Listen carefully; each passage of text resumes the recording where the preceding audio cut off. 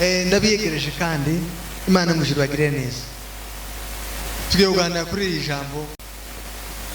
Ndabiyegereje kandi Imana mu ijuru bagire neza. Tugiye kuganira kuri iri jambo, twigisha ibi n'ibi. Kureka kutubaha Imana kose. Utwigisha kudatwirira. Utwigisha kudadukirana. Utwigisha kurekera ari ibyiza. Utwigisha. Iri jambo abantu benshi baza baryifashisha mu rwego bakaryifashisha mu rwego rwo kurwanya ubuntu bw'Imana bwavugwa iwe agafata rino jambo akarwanisha rino jambo akarwanisha ubuntu yifashishije ubuntu akarwanya Yesu mu izina rya Yesu. Bazabikora ibyo tugiye gusobanura. Abantu benshi barisoma bakagira ngo ko riravuga nk'aya mategeko yandi yavuga isezerano rya kera cyangwa se amategeko kuko Paulo yita ngo ni inyuguti yicisha sijeho byita ko niko biri byi agahita bishira muri yo ange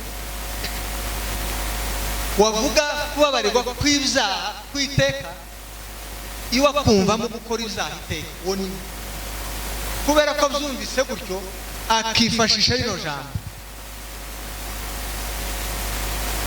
Imana dufashe rero turariganiraho tubashe kuryumva cyane. Nyamara Paulo avuga aya magambo, Paulo ntiyari marwanya ubuntu. Haleluya. Iyi mikrofone ninde muntu uzi gusoma ikinyarwanda neza aze abe kuba standby zoza mwifashisha zoza mubwira amaverse asoma zoduhita zoza mubwira ibyanditswe asoma.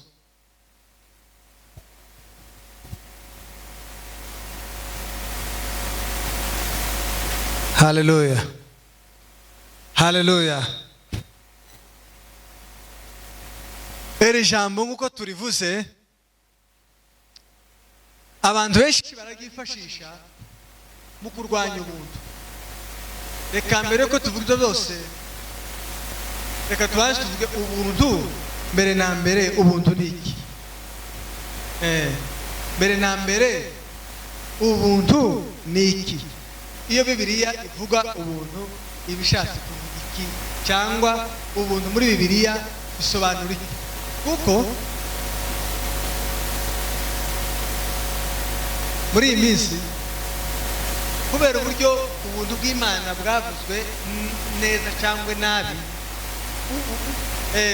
abantu bahindagura icyabakije bakakivuga ukundi zatumye bishaka gushaka kugira nk'inyito mbi ku buryo iyo uvuze ubuntu abantu bumva ikintu kibi.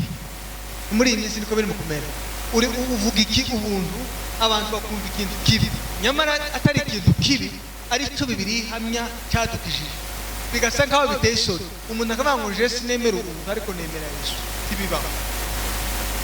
Mwumva bigasa nkaho kibaye nk'ikintu cy'igitutsi ariko siko pi.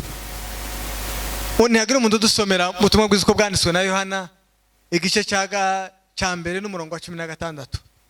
Ubutumwa bwiza uko bwanditswe na Yohana turasoma ahantu henshi kandi ntimurambirwe ntimuvuge ngo bose muvuga ubutumwa ko atinze. Ijoro iracyahari nibwo tugitangira aracyari kare turakora umwanya munini cyane. Ntimurambirwe. Ngasoma ubutumwa bwiza ko bwanditswe na Yohana 1:16 kugeza ku 17. kandi bimwuzuye akaba ari byo twahaweho twese n'ubuntu bukurikira ubundi. Iyo mikrofone ntiri kuvuga neza ta yindi mwumuha.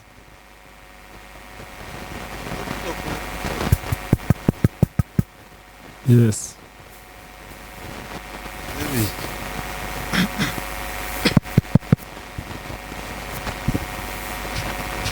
Umurongo wa 16 ubutumwa bwiza uko bwanditswe na Yohana igice cya mbere umurongo wa 16 haravuga ngo kandi bimwuzuye akaba ari byo twahaweho twese n'ubuntu bukurikira ubundi. 17 kuko amategeko yatanzwe na Mose ariko ubuntu n'ukuri byo byazanywe na Yesu Kristo. 18. ushaka rekeraho ibimwuzuye ibyuzuye nde? Ibyuzuye Yesu ngo nibyo twahawe. Ibyuzuye Yesu nibyo twahawe, ni ubuntu bukurikira ubundi. Ibyuzuye Yesu nibyo twahawe, ni ubuntu bukurikira ubundi. Mwumva iryo jambo? Ibyuzuye nde? Ibyuzuye Yesu nibyo Yesu yaduhaye jewe nawe, ni ubuntu bukurikira ubundi. So biratangaje rero kuvuga ngo jewe nemera Yesu ngo ariko si ubuntu ngo simbyemera. Tiwemera gute kandi ibimwuzuye aribyo twahawe, kandi aribwo buntu wahawe? Cyangwa umuntu kandi ndakamabwira ijambo, izina mwanze mubimenye neza, izina abakristo muri Bibiliya, abakristo si izina biswe na Yesu. Abakristo si izina biswe n'Umwuka Wera. Abakristo si izina biswe n'Imana mu yandi magambo. Murumva, izina abakristo twitwa abakristo si izina twiswe n'Imana, si izina twiswe na Yesu wasari twise, ni izina abakristo biswe n'abapagani muri Antiokia. Nimukena ndaza kubereka aho byanditse. Ni izina abapagani bise abakristo. Kubera iki? Kuko baza bigisha ibya Kristo, baza bavuga Yesu, babahamya Kristo Yesu. Noneho kuko babahamya ibya Kristo babitirira we, babitirira abakristo, ni abakristo. Iryo zina rirabahamya, nabo ntibari kuryanga kuko ni izina ryiza babitiriye umwami wabo, kandi umwami wabakijije utabakojeje isoni. Tigabatera isoni, cyo gituma jewe nawe n'uyu munsi turikoresha tukagita ngo turaba Kristo. Tituba tuvangiwe kandi si bibi, ariko zavuye aho. Iyo umuntu avuze ngo uri umunyabuntu si izina wiswe n'Imana, ryavuye kuri Yesu, si Yesu wari twise, ubuntu ni wabuzanye, ariko iryo zina siwe. N'abantu babibita bori kwita jewe nawe. Kubera iki? Kuko tuba tuvuga ubuntu bw'Imana. Rero ubuntu ndi buduteye isoni, batwita abanyabuntu n'amahoro. Nibwo bwadukishije. Rero igitangaza ni umukristo uvuga ngo jewe nemera Yesu, ngo ariko ngo birango by'abanyabuntu. Ubuntu ni Kristo twasomye. Reka dusome umuhamagaro wa Paulo, reba bizakozwe n'intumwa 20:24. Mbere yuko twinjira muri cyanditswe barimo dusoma, reka tubanze turebe umuhamagaro wa Paulo wanditse runo rwandiko. Noneho twumva ubutumwa Paulo yigishaga, hanyuma turebe nimba nawe ari kuza wigisha. Bwana sifiwe. Bizakozwe n'intumwa 20:24.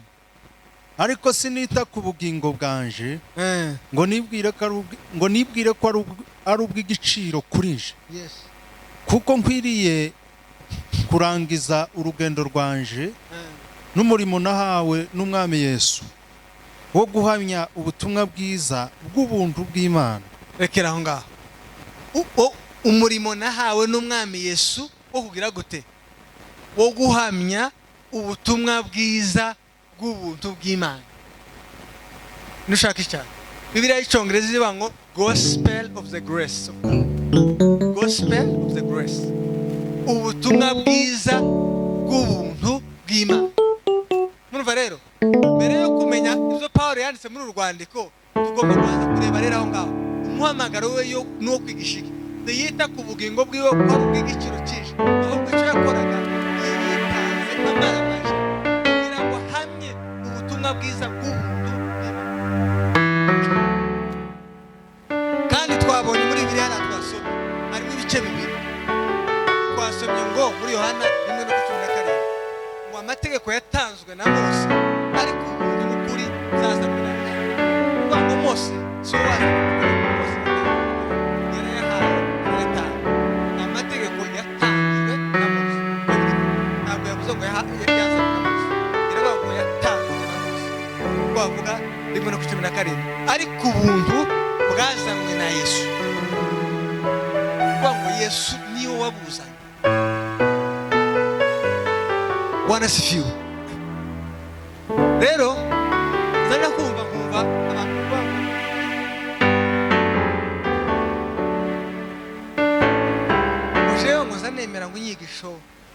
bunyigisho ngo numvise ngo kera zake nuzanemera ngo ariko ngo izizu mujeyo ni zakera izakera paraporo na ryari kera gasi muri 50 turebera kera si muri 90 tureba ni kera ni muri Bibiliya izazi bugozo muri Bibiliya nizi yo tugomba kureba kera si ukureba nakuru ko hari hameze kera si ukureba imurenge kera si ukureba igitaramo ko hari hameze kera si ukureba muri Israel kera ni ukureba iwacu bari ku kimurenge iwacu muri Bibiliya kuko abanyamurenge tuyoborwa n'imurenge tuyoborwa na Bibiliya ndavuga biza abizera tuyoborwa n'akarere tuyoborwa n'ijambo so rero nimba tugiye mu ijambo ry'Imana tugire kureba ngo kera muri Bibiliya ko haravuga ubuntu bw'Imana bwahozeho cyangwa ubuntu bw'Imana nizaduka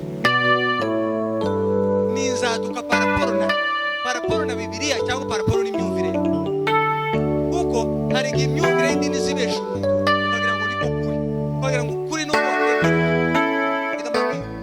uzuza bene data idini gari yose kuko ntacyo mfa n'itoro rusengera kuko naje mfite rusengera cy'amakanisa naje nawe twokwemezanya kuvuga yitwa ariko sibyo turimo abaturika bene data bakaturika bari hano nimbara bahari Imana mushibaho abaturika bazabaje kuvuga ngo idini Yesu yasize hano mu isi Yesu yasize itorero rimwe yasize kiliziya ntagatifu nuko niyo imwe naho zino zindi ni inzaduka zavuye muri Gatolika none uko muzosura muri Gatolika mwese uko sukuri kandi sukuri muri Bibiliya ntaho tubona Yesu yasize Gatolika Yesu yasize Protesta Yesu yasize Abadiventiste Yesu yasize Abaki Yesu yazanye amadini Yesu yazanye warasifiwe icyabari mwisi babuze bari barazimiye bazimire mu byaha bari barazimiye bari mu mwijima sore muri yangana bari bazimiye bari mu mwijima nta byiringiro bari bafite nta buzima bari bafite icyo yazanye rero nicyo twari tubuze yazanye ubuzima yazanye ubugingo araza ngo wari umunyabyaha akurwe mu byaha ahinduka umwana w'Imana wari hadafite ubuzima ahabwa ubugingo buhoraho ubugingo buhoraho ni iki ubugingo buhoraho ni iki ubugingo buhoraho ni ubuzima bw'Imana buhesha bari mu isi ko kwiteka ni ubuzima bw'Imana buhesha bari mu isi ko kwiteka buhesha bizera ko kwiteka kandi cyo gutuma Yesu ngo basokuza abantu bariye Imana utari ariko bamaze kwirya barapfuye kandi Imana yari yaravuye ku Mana bana kwa Satani ariko arabango ukorera ibyo kurya murya zabindi bidashira cyangwa se zabindi bituma abayuda bamabikangitse aho ngaho ibyo kurya nibihe niba nkubidu icyo gihe baba ngo nije mutsima w'amanu suva mu nije mutsima umuntu narya niwa mutsima niwa bugingo niki niwa mutsima barenya tibafite Bwana sifiwe ibyo rero nibyo Yesu yatuzanye Yesu yazanye icyo umwana w'umuntu yarabuze amafaranga yarabuze n'ubarabuze kandi kubera iki ibi ni ibintu dusangiye n'abanyamubiri abantu bari basanzwe bashaka kandi n'uba bashaka kandi tubisaba kugura amamodoka no kugira amamodoka no kubaka amazu tubisaba kuja mu mwuka kuko n'abarozi n'abibzi n'abicanyi n'abasambanyi baza babikora nabo baza bayubaka bazabiga kandi so ubuzima n'abatizera bafite access ariko Yesu aravuga ngo avugize umwuka wera aravuga ngo ntibishoboka kw'abisi bawuhabwa ariko ntigeze avuga ngo ntibishoboka kw'abisi batahabwa imodoka ntigeze avuga ngo ntibishoboka kw'abisi batabona inzu cyo gutuma usanga ushobora kubura umukristo ariko umupagana akagira pilote akagupangira ugapanga mu nzu yiwe birashoboka kubera iki ni ibintu nawe afiteho access bintu byo kuvuga ngo kwiga kugira amamodoka nabo babifitemo access bizo mu bimenye umwuka wera sumuya arabanza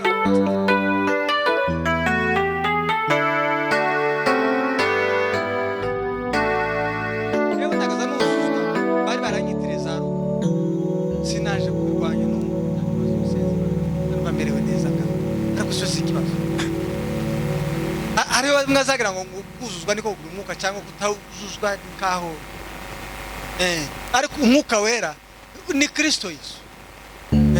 Kuko nta muntu ufite Yesu utagira umwuka. Niko birivuga mu gitabo cy'Abaroma chapter 8. Ari umuntu udafite umwuka wa Kristo. Nta mukristo utagira umwuka wera. Tubakazakubasha kubera kutatite umwuka wera. Kandi tutatite kubaza. Kugira umwuka wera ni ukugira Kristo. Kandi udafite Kristo muri habe nuko uzuzwa, habe nuko ukora ibimeze gute, habe nuko ukora n'ibimeze gutya n'ibisa n'ibitanga tuma wemerwa imbere y'Imana. Bivuga ko Yesu yavuze ngo benshi bazava kuri iyo musogo twakoraga ibi babwira Yesu ababwire ngo sinigeze kubamenya. Imana dufashe. Haleluya. Icyo yazanye rero nicyo isi yari ibuze, yazanye ariko muzumve kenshi abakristo tugiye gushima bazaba ngo dushima bonane Imana kuko yambaye faranga n'inzu bakoresha Imana narwaje va mu bitaro ndashima Imana nagize atatagira none ubu nyine nabonye visa nagize uti tukama amashi kandi si kibazo gushima Imana n'amahoro no mu buzima nta kibazo. Ariko ikintu gitangaje uzore amashimwe duhoraho n'ibintu byino mu mubiri abapagani bafite cyangwa abapagani bashobora kuba banaturusha niyo mashimwe yacu tukibaza atari ko se abakristo tuba dutahura icyo Yesu yadukora nta gaciro karenze kuba wari umunyabyaha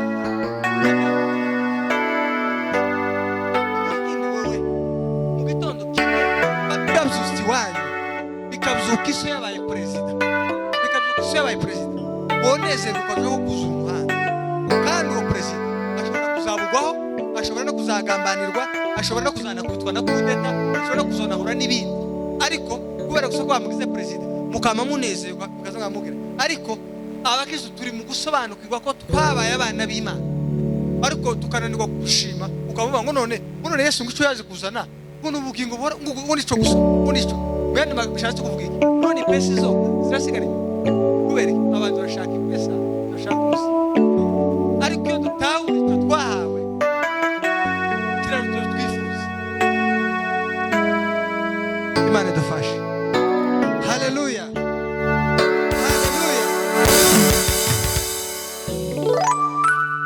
Amategeko yatanzwe na Mose naho ubuntu buzanwa na Yesu Kristo.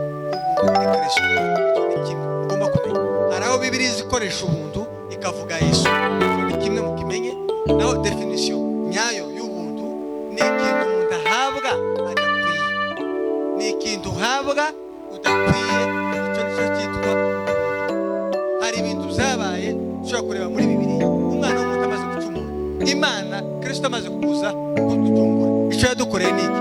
Yaratubabariye ibyaha. Kubabarirwa cyangwa se imbabazi ni iki? Imbabazi ni ukudahabwa igihano wari ukwiye. Mwumva ibyo bintu bibiri, imbabazi n'ubuntu aho bitandukanye. Hari baba muka tuzitiranye kuvuga ngo yatwo twarababwiye hari imbabazi birasaba ko bitandukanye. Ni ukuvuga ngo kudahabwa igihano wari ukwiriye guhanwa urugukwiye. Kandi urugukwiye ni iki? Ni ukujanwa muri gehinomu. Yesu araza gukuraho urwo rubanza arakubabarira kugira ngo utajanwa muri gehinomu. Kukubabarira nizo zitwa imbabazi. Noneho iwe ntiyarekeye aho ngaho gusa, ntiyatubabariye gusa ngo arekere aho ngaho, araza atuzanira ubuzima bw'Imana buduhesha kuba abana b'Imana, buduhesha kuba abana. Agerekaho kuduha izo tutamusabye, agerekaho kuduha izo tudakwiye. Ubuntu rero icyo nicyo unmerited favor, unmerited favor. Ubwo ni ubuntu ni Kristo. Rero kugira ngo twumvire ijambo ugomba kubanza ukamenya ubuntu ni iki. Icyo nicyo ubuntu buri. Igitari ubuntu ni iki? Igitari ubuntu nicyo nakora. icyo nakoreye. Urugero, nakoze akazi hano muno torero bakavuga ngo kubera akazi wadukoreye kwezi tuzatuguhemba yangana. Bamwe amafaranga bandenze mbari 10,000 ntabwo ari ubuntu, ni amafaranga bampaye kubera ko nakoze hano neza ndahubakira cyangwa mpagira gute barampemba. Ayo si ubuntu, ni amafaranga yawe. Iyo wagiye ukaja gupagasa ukunguka, ayo ngayo ntabwo bari ubuntu, ni amafaranga wakoreye. Mutegere neza rero, icyo wakoreye cyitwa ubuntu kiza cyitwa ubwishu, wishuwe. None nimwumve confusion tugira bizera. Abakristo benshi baza bavuga ngo twarakijijwe, ngo twakijwe n'ubuntu, ngo ntawe utabwemera, ngo twakijwe n'ubuntu, ngo ariko ga ngo harizo natwe tugomba gukora, ngo harizo tugomba gukora, harizo tugomba, nimba harizo tugomba gukora, icyo gihe tuzakira n'ubwishu bw'ibyo nakoze. Ngo umuntu akamubwira ngo Yesu yarabirangije, uko mashitani tiyabirangije, niko kumubeshe tiyabirangije. Hari icyo naje gukora, nimba Yesu atarabirangije niki yasigaje uzakora. Ubu uvuze kuko umurimo wamuzanye yawutangiye. Kandi icyo gihe agakiza ndiko bakiswe ubu, agakiza ndiko bari ubu, kuvuga ngo Yesu yobazanye 50%, naje nkazana indi 50%. Icyo gihe rero nahembwe ibyo nakoze rino kanisa bampeza $500 n'urwe, ni 50% bagabanye, kuvuga ngo hari ibyo nakoze n'ababona kumva ngaho. Cyangwa n'umucumbe neza abantu bakabati none se Yesu ubwo yagize gutyo ushatse kuvuga ko abantu bose bazoja mu ijuru? None se tuzi kuko bidusaba ko kumwizera, abamwizera tuzi ko ari bazaja mu ijuru, batamwizera bakazorima. None se urumva ataza murihangana ije akabeho murayibona. Haleluya, Bwana Yesu asifiwe. Mwenga wazamura amaboko niba turi kumwe. Abantu bakavuga ngo icyo yakoze niki, ngo nuko natwe tugomba kumwizera bibaye 50%. Ariko nubireba babwije ukuri bene data, siko kuri kwa Bibiliya. Kuko kwizera nta muri bikorera Imana.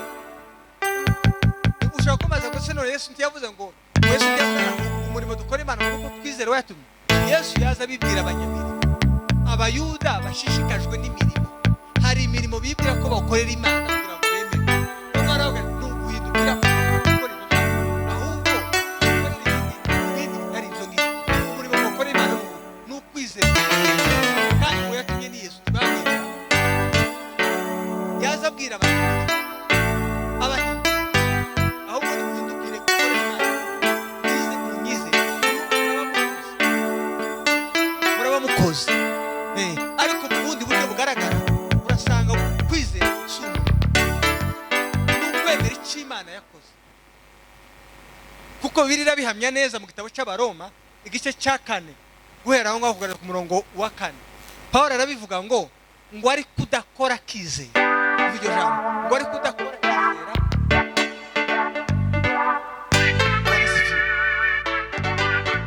umuhana no gukiranuka cyangwa se umuhana no guhaguruka, kudakora kizera. Abaroma igice cya 4 iryo jambo akoresha. Niba rero kwizera ari umurimo, kubera cyangwa ugakoresha iryo jambo ngo ari kudakora kizera. Bwana asifiwe. Bishatse kuvuga kwemezanya n'Imana icyo yakoze. Mu yandi magambo ukuvuga Imana hamanyije nawe kuko inzira waciye kugira ngo uzakize abantu. Hamanyije nawe ko kuri washatse inzira washatse kudukiza, naje ndemezanya nawe ko kwikiza, naje ndemezanya nawe ko ariko kuri kuzadukiza, naje ndemezanya nawe kuko Yesu ari naje ndemezanya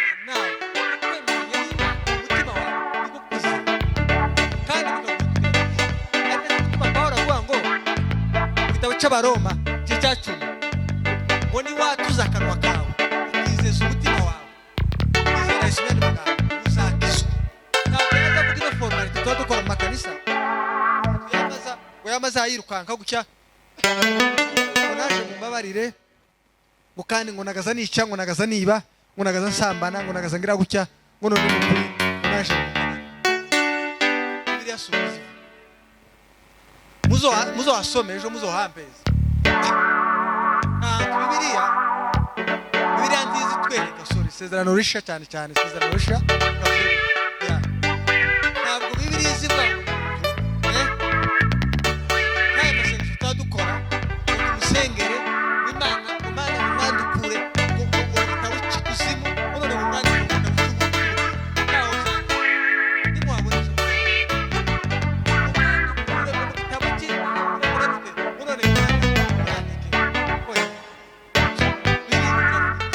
niwizeza umutima wawe kandi icyo nacyo si umuhango wo kuza kuvuga ku kanwa no ni ukuba konvenki ukemezanya n'Imana ko iyi nzira Imana yaciye ko ari izagukiza. Mu yandi magambo ndemezanya n'Imana ko nta bundi bukiriro butari Yesu Kristo. Icyo wemeye mu mutima wawe akaba icyo watura bikakuviramo agakiza kandi ukabihererwa ubuntu uko niko birigaragaza agakiza. Kandi iyo niyo nzira yo kwakira agakiza muri Bibiliya. Niyo azogera indi ya kabiri muzobona ejo yihandagaza aho kubera ngo none ushatse kuba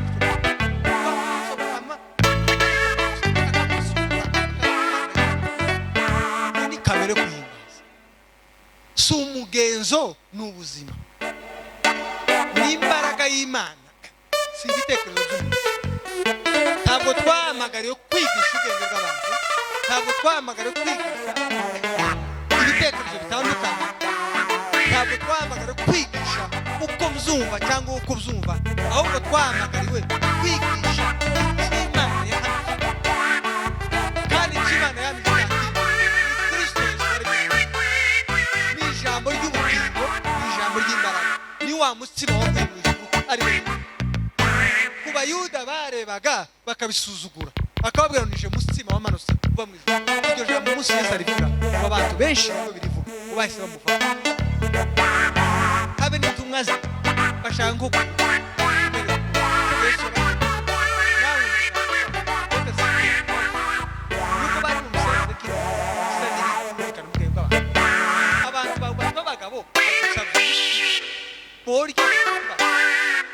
wewe amabwira ngo mbaye umusiba ibintu bitumvikana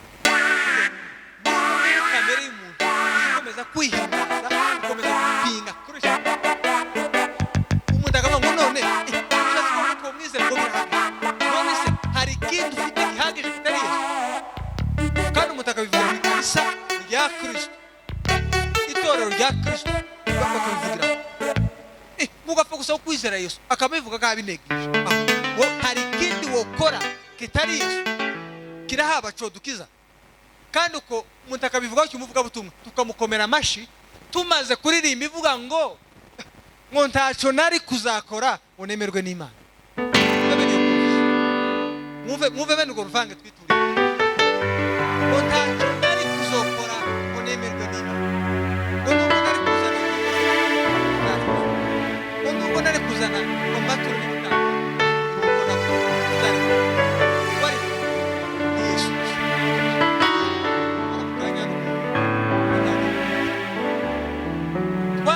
n'ubuntu bwo kwizera.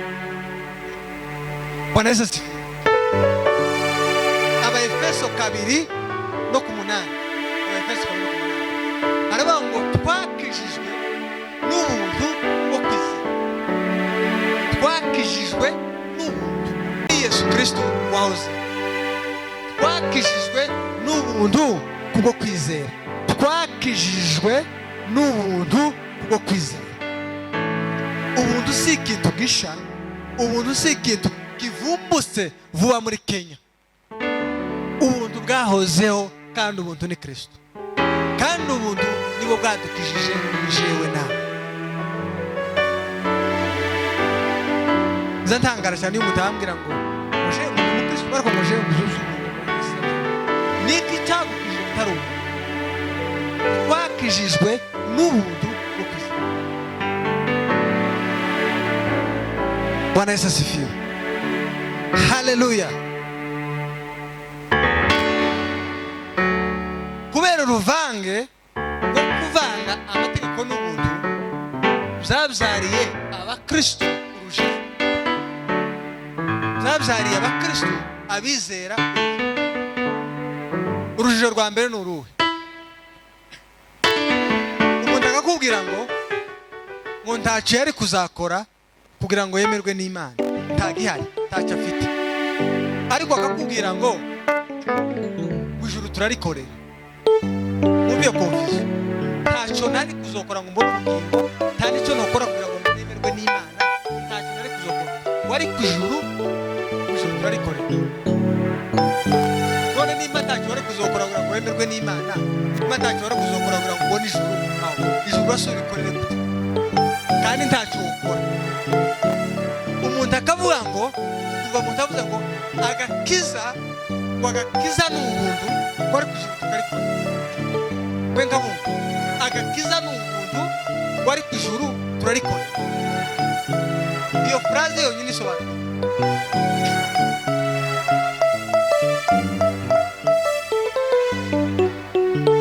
muri hangana nta kundi nimari kwitasize imbaraga yose. Umuntu avuga ngo agakiza ni ubuntu, wari ku ijuru turarikorera.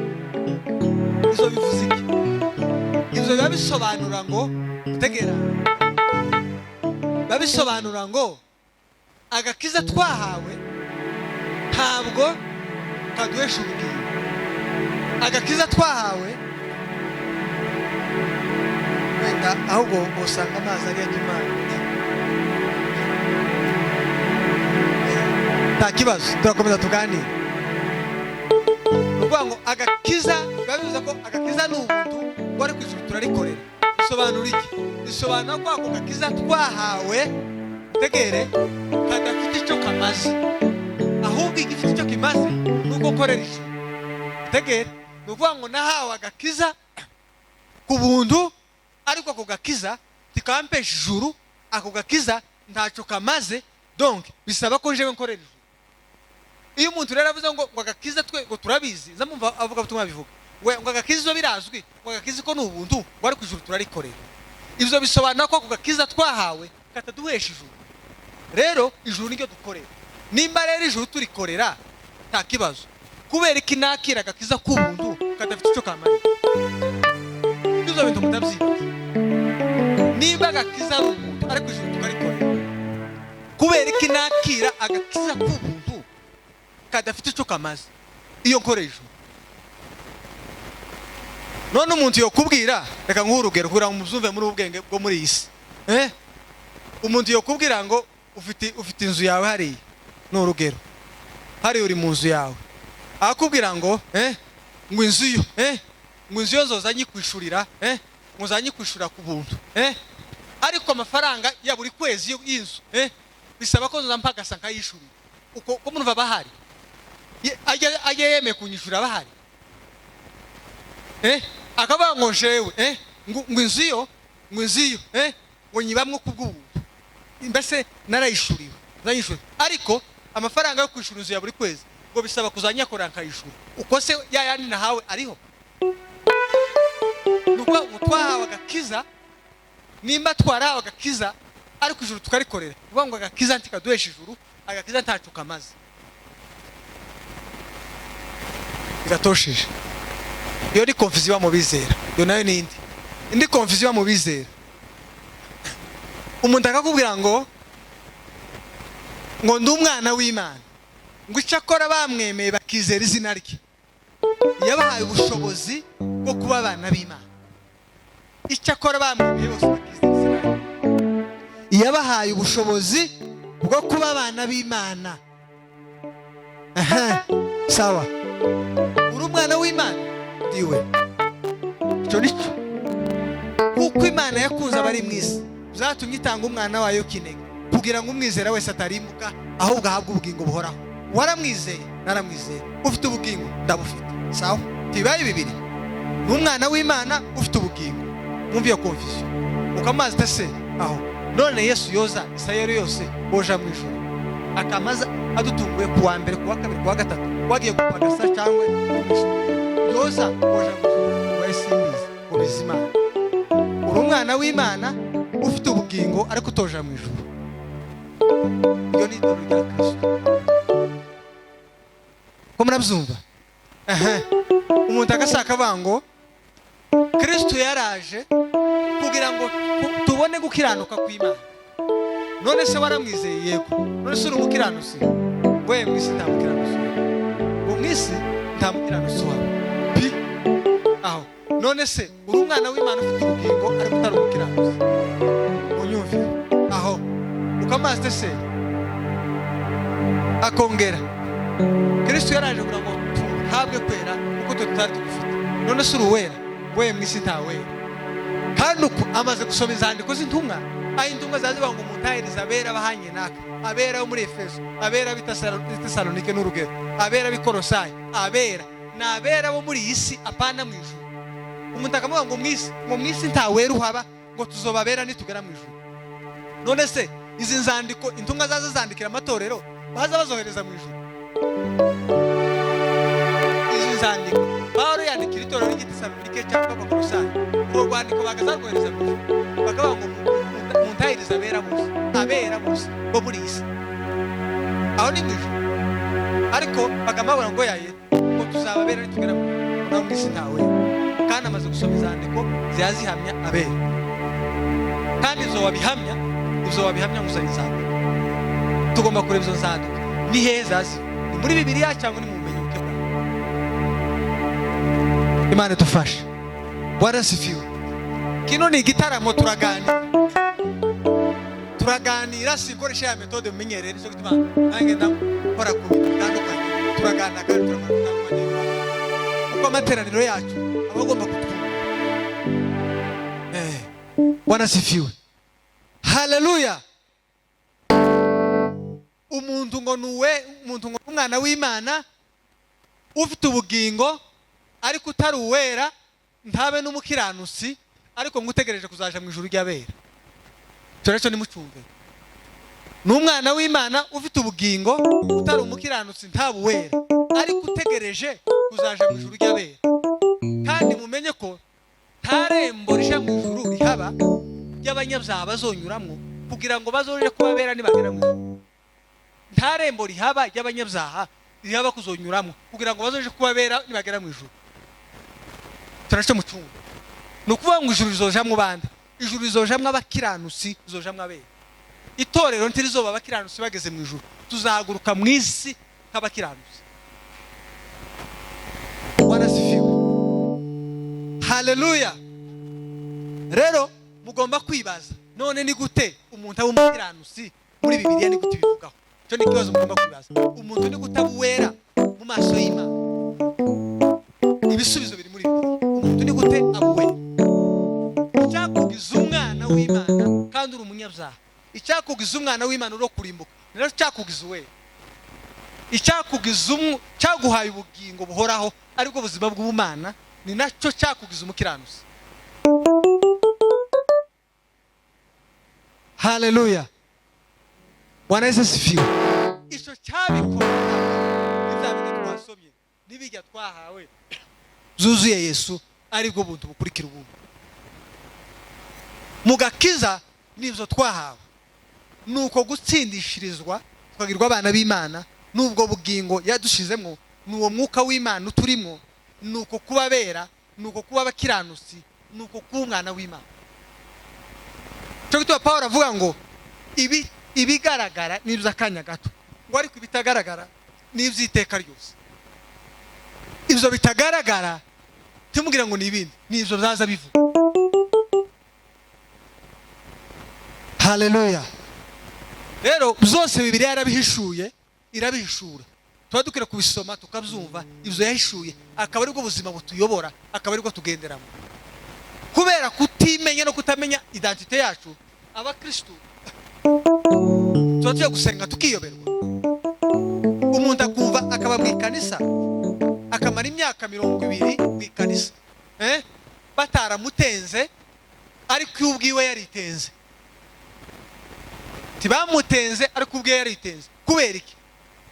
Yaje gusenga kumva kuko Imana ntiyo mwumva, ahubwo ndebye nkabanaka bakansengera, naho jewe Imana ntiyo nyumva. Kubera iki? Yiciriyeho iteka, arimara, arivungura, nta byiringiro afite. None se umuntu udafite ibyiringiro ko azaja mu ijuru, none se kurumva yosenga nyine gute? Abantu barikandagira bimaraho. Haleluya, haleluya, Bwana Yesu asifiwe. Bariyoberwa. Iriya jambo rero twasomye Pawulo arivuga. Pawulo yarimo ahamya agakiza twaboneye muri Kristo kaduhesheje kuba abana b'Imana. Ibyo rero akaba arizo twaherewe ubuntu muri Kristo. Tumaze guhabwa ubuntu, tumaze guhabwa ubuntu bw'Imana muri Yesu Kristo.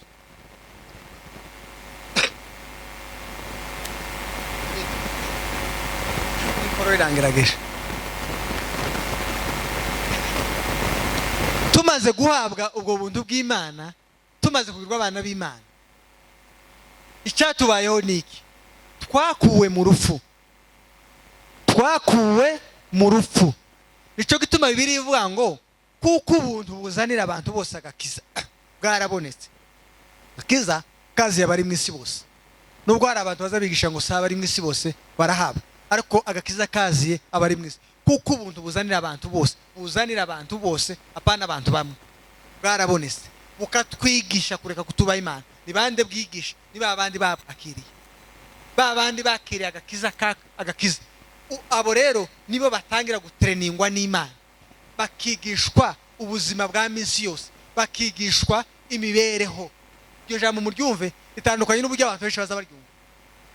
Baza baryumva muri context y'amategeko. Akavuga ngo noneho uri umwana w'Imana, warizeye, kandi turi abantu tuzaducumura. Kubera ko wacumuye, agakiza kaba kashize, katakaye. Kamaze gutakara rero ubuntu bw'Imana ntiburi kumwe nawe, ntibukuriho. Nyamara bakirengagiza ko Yesu ntiyaziye abakiranusi, yaziye abanyabyaha. Kristo Yesu ntiyaziye abakiranusi, yadupfiriye turi abanyabyaha. Yadupfiriye turi abanyabyaha, araza aradukiza. Amaze kudukiza, cyo gituma haza mu jambo kuko buzanira abantu bose agakiza. Bwaduhesheje agakiza. Agakiza hari mu iki? Nukurokorwa mu rupfu. Nukurokorwa mu rupfu. Ako niko gakiza. Hatarimo gukurwa ahantu, hatarimo kurokorwa mu rupfu, nta gakiza kaba gahari. Kandi agakiza si wowe wikiza, ukizwa n'undi muntu. Nakijwe n'undi muntu, yankijije, yandokoye, yankuye mu maboko akomeye, yankuye ahangaha, amaze kunkiza, ankiza urwo rupfu. Bityo rero tukitwa ko twakiriye agakiza. Mu yandi magambo, twakuwe mu rupfu turi mu bugingo. Tumaze rero gushika ino mu bugingo ariho muri Kristo. Ubuntu rero bukigisha abana b'Imana imibereho uko bagomba kubaho. Bukatwigisha kureka ibinini, bukatwigisha kureka irari ry'ibyisi, bukatwigisha kudadukiranuka, bukatwigisha. Ubwo niki bikora? Ni bwa buntu bwadukijije urupfu. Butandukanye n'ayo mategeko bamwe bavangi n'ubuntu. Amategeko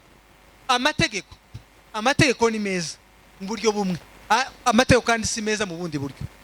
Mu buryo bumwe yari meza kuko yagaragaje icyaha kandi yereka umwana w'umuntu ko ari umunyabyaha, kandi amategeko nayera nta nenga afite. Muri iyo context ni sawa, ariko mu bundi buryo si meza. Kubera iki? Kubera ko arasabira umunyabyaha guhabwa ibimukwiye. Ibimukwiye ni ibiki? Turi umukiranusi, mu gihe utari umukiranusi janwa hagukwiye sahandi ni gehinomu. Niho hagukwiye. So mu buryo bumwe ni meza, mu bundi buryo si meza. Rero iyo tuvuze ubuntu ntituba twanze amategeko, ahubwo nta muntu wakumva ubuntu ataramenya amategeko. umuntu utumva ubuntu n'ubundi ntaba yumva n'amategeko yitwa ko yigisha. Kuko iyo wamenye amategeko nibwo uzumenya uburemere bw'ubuntu bw'Imana. Iyo wamenye imbaraga z'amategeko nibwo uzumenya kutari kubasha kwikiza. Iyo umenye amategeko nibwo uzumenya kuri umunyabyaha uhagwa utokwikiza. Iyo wamenye imbaraga z'amategeko nico gihe uzumenya ko nakarya wita gato ko kurimbura. Twebwe kubera ubujiji umuntu azamaze akamakubwira, we abibzi basambanyi bameze gute, bagize gute, muzorimbuka murahiye bikina biki. Sawa, kandi aho si ikibazo bazori, ariko iwa kavango bijya bikeya akora cyangwa bijya bito bimubaho ngo jewe sinza mbigambira ngo bizabingwira ngo cyangwa se ngo bizabishikira, mbese akumva kuko kuba bimushikira cyangwa kuba atabigambiriye iyo ni excuse cyangwa se ni impamvu yotuma sinda urubanza. Uko nukwibesha, uko nukwibesha. So ikigukiza si ukubera ko wakoze biki, si ukubera kuko ubigwamwo rimwe na rimwe. Ikigukiza ni bwa buntu n'ubundi bwagukijije, nibwo bwadukijije n'ubu ko turakurira mu buntu dutegereje kugaruka kwa Kristo. Aribyo gituma Petero avuga ngo nuko mukurire mu buntu bw'Imana, mukurire mu buntu bw'Imana. Ntabwo tuzadukizwa n'ubuntu ngo hanyuma tuje hanze y'ubuntu kwirwariza. Cyane cyo mucumbi, ntabwo tuzadukizwa n'ubuntu ngo hanyuma nitubara tuje hanze y'ubuntu kwirwariza. Twakijijwe n'ubuntu tugakurira mu buntu dutegereje kugaruka kwa Kristo ari we nyir'ubuntu. Bwana sifiwe. Haleluya. Rero bitandukaniye n'amategeko, amategeko nuko ura bigukwiye. Igihe amategeko atanzwe munsi y'isezerano rya kera ry'amategeko, usome igitabo cyo kuva 32 no kuri 28 azagaragaza ki amategeko amaze guta munsi y'isezerano rya kera, old covenant, hapfuye abanyabyaha 3,000 automatically, 3,000. Ariko Kristo amaze kuza munsi y'ubuntu bw'Imana, Kristo amaze kuvusha amaraso ku musaraba, amaze kuducungura, intumwa mwuka wera amaze kuzimanukira zivuze disikuru zisobanura ibya Kristo. Muri ico gihe hiyongera abantu 3,000 mu itorero baraza. Pawulo afata ayo magambo yombi arayahuza mu rwandiko rwa kabiri rw'Abakorinto igice cya 3 guhera ku murongo wa 6 ukomeza ngo niyo yatubashishije kuba babwiriza bisezerano risha bataraba inyuguti ahubwo b'umwuka, ngo kuko inyuguti yicisha naho umwuka agatanga ubugingo. Yaza avuga amategeko. Hari abantu badavuga ngo nongo inyuguti ngo nigihe ngo ufite ijambo, mbese uvuze ijambo ariko utizeye Yesu cyangwa se ufite ibyanditswe bizira Yesu. Yego, yo ni inyuguti, yo nayo niyo. Ariko kandi inyuguti yari ivugwa mu Bakorinto, muze kwasoma muri chapitre 3 y'Abakorinto urwandiko rwa kabiri, yarimo avuga amategeko aranabisobanura neza. Munsi yako murongo wa 7 baravuga ngo imitegekere y'urupfu yaratuwe ku bisate by'amabuye. Imitegekere y'urupfu yanditswe yaratuwe ku bisate by'amabuye. Na amategeko 10 yaranditswe ku bisate by'amabuye. Nukuvuga ngo munsi y'iryo sezerano hapfuye abantu 3,000, ariko munsi y'ubuntu bw'Imana hakizwa abantu 3,000. Aravuga rero niyo yatubashije kuba babwiriza bisezerano risha, apana babwiriza bo mu isezerano risha, ababwiriza bisezerano risha. Ntabwo ari ababwiriza b'igice kimwe cya Bibiliya, no, karavuga isezerano ntavuga ibitabo. Kandi isezerano risha ni Kristo wari muvugwa amaze kumena amaraso ye, na amaraso y'isezerano risha.